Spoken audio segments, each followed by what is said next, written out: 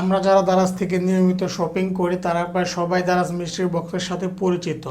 দারাজ খুবই অল্প পরিমাণে মিষ্টির বক্স আনে, ফলে মিষ্টির বক্স সবার ভাগ্যে জুটে না। যেমন এর আগেও আমি বেশ কয়েকবার মিষ্টির বক্স নেওয়ার চেষ্টা করে নিতে পারিনি, তবে এবার আমি একটি মিষ্টির বক্স নিয়েছি এবং যেটা আজকে আমাদের হাতে এসে পৌঁছেছে। আমাদের মিষ্টির বক্সের দাম পড়েছে 7 টাকা এবং সাথে 25 টাকা ডেলিভারি চার্জ লেগেছে। তো আজকের ভিডিওটি খুব ইন্টারেস্টিং হতে যাচ্ছে, কারণ আজকের ভিডিওতে আমরা আমাদের মিষ্টির বক্সটি আনবক্সিং করব এবং আপনাদের সাথে শেয়ার করব আমি মিষ্টির বক্সে কি পেলাম। বাই দ্য ওয়ে, এটাই আমার প্রথম মিষ্টির box. So no more intro, let's start the video. বরাবরের মতো আনবক্সিং দিয়ে শুরু করি।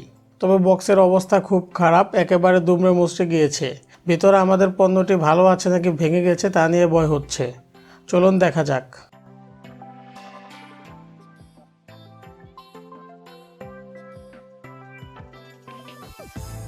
ভিতরে হাতলের মতো কিছু একটা দেখতে পাচ্ছি।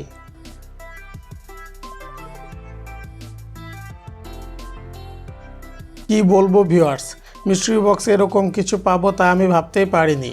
আমি ভেবেছিলাম হয়তো টি শার্ট অথবা কোনো electronic item like headphone, power bank ইত্যাদি কিছু পাবো, তাই বলে কুড়াল পাবো এটা আমি ভাবতেই পারিনি।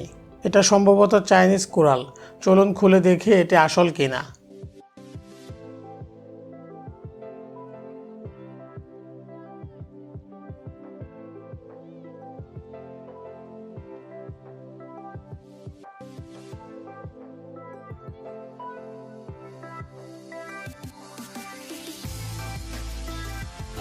দেখে ভালোই মনে হচ্ছে।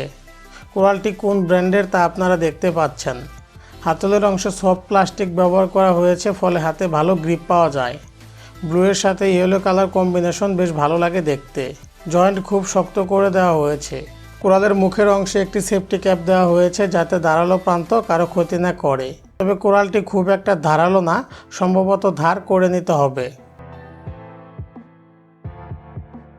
চলুন কিছু কেটে দেখার চেষ্টা করি।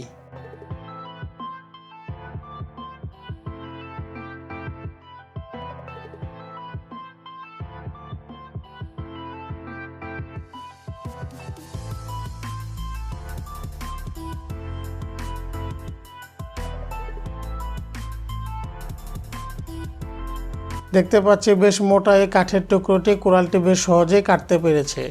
একটু ধার করে নিলে আরও সহজে কাটা যেত। মিষ্টি বক্স আনতে আমাদের মোট 33 টাকা খরচ হয়েছে এবং যার বিনিময়ে আমরা যে পণ্যটি পেয়েছি, যার দাম দারাজে সার্চ করে দেখতে পাচ্ছি প্রায় 1000 টাকা। তবে দারাজ যে সবসময় মিষ্টি বক্সে এরকম ভালো পণ্য পাঠায় তা কিন্তু নয়। এর আগের একটি ভিডিওতে আমরা দেখিয়েছিলাম দারাজ তাদের মিষ্টি বক্সে কতটা নিম্নমানের পণ্য পাঠাতে পারে। সেই ভিডিওটির লিঙ্ক এই ভিডিও ডিসক্রিপশন বক্সে দিয়ে দিলাম। এটা তো হলো আমার কাহিনী যে আমি মিষ্টির বক্সে কি পেয়েছিলাম সেটা আপনাদের সাথে শেয়ার করলাম। এবার আপনার পালা, আপনি কি কখনো মিষ্টির বক্স নিয়েছিলেন এবং মিষ্টির বক্স যদি নিয়ে থাকেন তাহলে সেখানে কি পেয়েছিলেন কমেন্ট করে জানান, আমরা আপনার কাহিনীও শুনতে চাচ্ছি।